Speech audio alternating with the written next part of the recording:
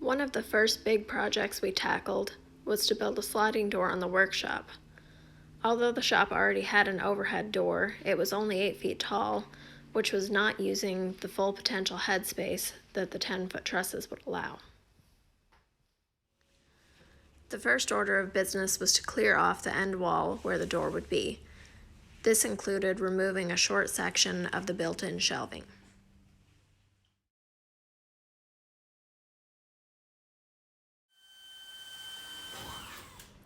We then drilled 2 small holes in the metal from the inside of the building so that we could then go on the outside of the building and use them as a reference point to mark where the door opening would eventually be.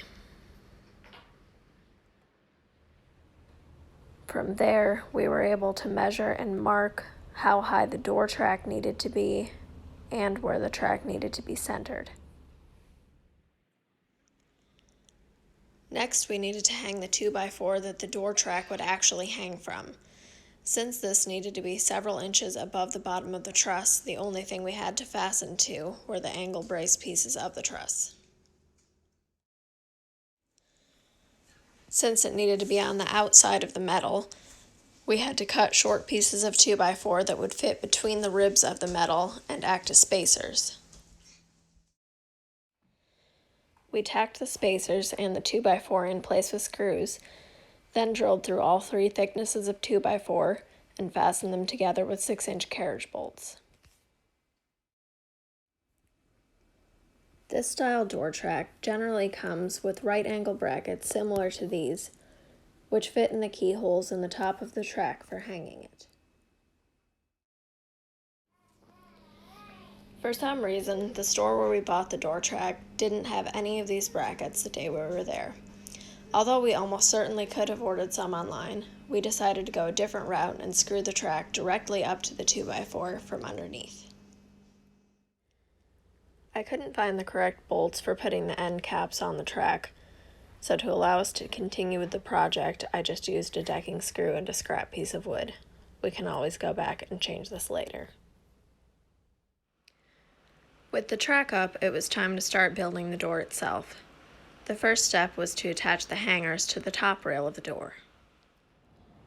You might assume that a 12-foot wide door would require 24 feet of track, but it's possible to use a shorter track if you place the hangers in a certain distance instead of all the way to the edges of the door.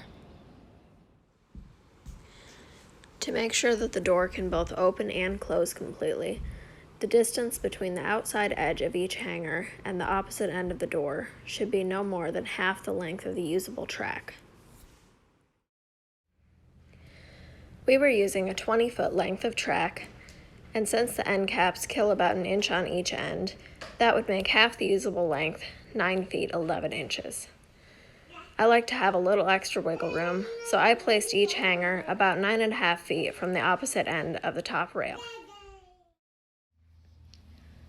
Once the hangers were bolted in place, I also added one of these L straps on each end to make it easy to get the first couple of screws in the side pieces when it was time to put them up.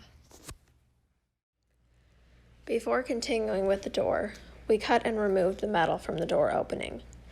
We also removed some of the wall framing, but left the upright pieces and the top 2 2x6s in place in case we needed something to lean the ladder against before the project was over. With that done, we kept working on the door. Some people like to build the entire door on the ground and then hang it, but there are a couple advantages to doing it this way. 1, the top rail alone is a lot lighter and easier to guide into the door track than the entire door would be. Also, doing it this way, you can check all of your measurements and check for clearance as you go, rather than getting the entire door done only to find that you made a mistake early in the process.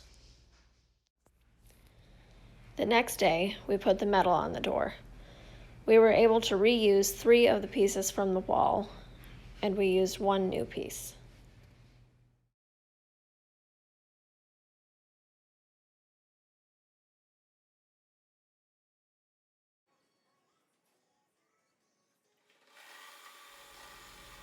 After that, we finally removed the remaining 2x6s and the upright 4x4s to open up the doorway completely.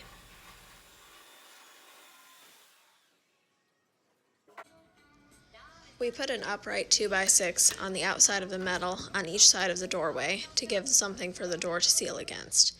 We also added one of these latches on each side of the door, which closes it pretty tightly. This gave us a pretty good seal on the sides of the door. There is still an air gap at the top and at the bottom, which we will probably address at some point in the future, but for now, we're calling it good.